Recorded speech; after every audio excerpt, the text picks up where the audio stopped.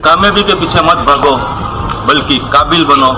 इतना काबिल बनो कि एक दिन कामयाबी आपके पीछे भागेगी। बाय द वे, मैं मनीष रावत फ्रॉम श्री स्वामीनारायण गुरुकुल ज्ञान बाग इंटरनेशनल स्कूल आपका स्वागत करती है। ये स्वामीनारायण सर आधुनिक समय में गुरुकुल શું મહત્વ